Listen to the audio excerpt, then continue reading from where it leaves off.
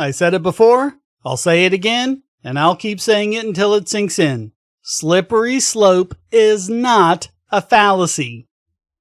Back when that whole thing about the gay wedding cake came about, the baker that didn't want to make a wedding cake for a gay wedding, everyone said, oh, that has nothing to do with the First Amendment. That's not going to do anything about free speech. It's just a cake.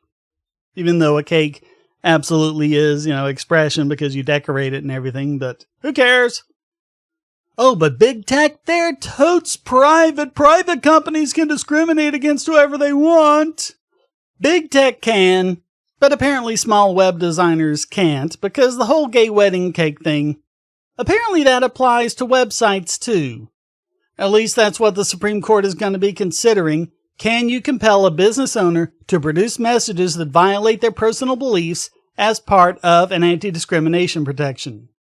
So this one's about Lori Smith, who owns and runs 303 Creative. She planned to design and host sites for weddings, but she has religious objections to same-sex marriage and doesn't want to be forced to design and host sites for such weddings. This puts her at odds with Colorado's Anti-Discrimination Act, which prohibits discrimination against LGBT customers. But just like with the cake issue, she isn't refusing to serve LGBT customers. She just doesn't want to make a website that promotes a message contrary to her faith. Well, the 10th Circuit Court of Appeals took the side of Colorado and ruled that the law was being neutrally applied and wasn't unconstitutionally vague or overbroad. Right, it's a neutrally applied, not vague, not overbroad, complete and blatant violation of the First Amendment. But no, they said Colorado could legally require Smith to design and host sites for gay weddings and could furthermore prohibit her from putting a message on her website stating that she would not due to her religious beliefs. They can't even inform people of that. Say, hey, this is the kind of thing that we're not going to do, so, go look for someone else to do that. Like there aren't a zillion web designers out there.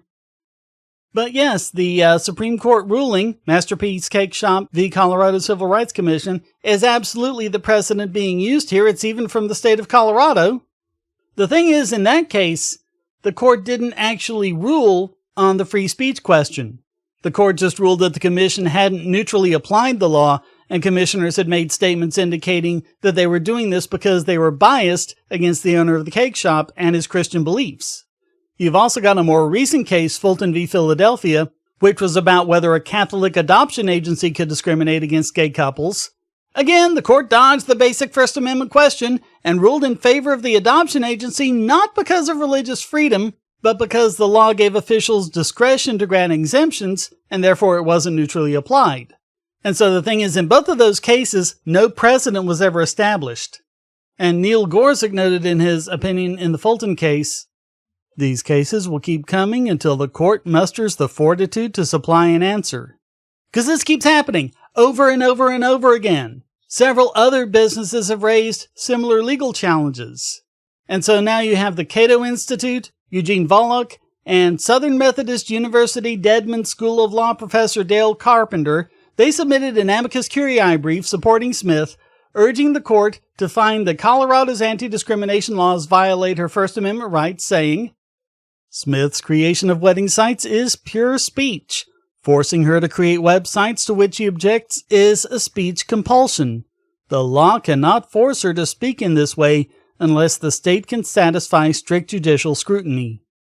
Personally, even if it's not speech, I want to know how you can say forcing anyone to do work for someone else is anything other than slavery, but that might be a bridge too far in this day and age. Declaring that a unique and customized product is irreplaceable and that therefore a requirement to provide it in the commercial marketplace is narrowly tailored, as the 10th Circuit did, is to end free speech protection for providers of expressive products. It erodes the ability of courts to invalidate applications of speech regulations where part of the government's goal is to punish unpopular ideas rather than solely to protect consumers' access to products. Yeah, pretending like there's no other place you can go for websites is ridiculous. But what they seem to have said is that, well, since no one else would have made a website the way she would have, that is unique and irreplaceable. But then you'll be able to say that about any form of speech, about any form of artistic expression, about anything that's protected under the First Amendment. And as they point out, that cannot be right as a matter of constitutional law. While providers of commercial services are certainly subject to state anti-discrimination obligations, their freedom of speech must remain protected. Because remember the supremacy clause, none of those can override the Constitution. So the good news is, it looks like we'll finally get an answer on this. The Supreme Court is going to hear the case, and the court narrowed down the questions to a single issue: whether applying a public accommodation law to compel an artist to speak or stay silent violates the free speech clause of the First Amendment. So yes, they are going to go directly not just to the First Amendment, but specifically to the free speech clause.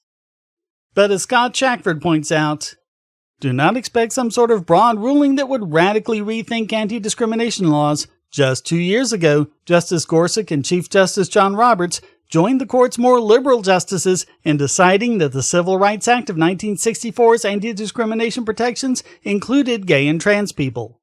This is specifically and narrowly about the limits of mandating commercial speech that compromises the value of business owners.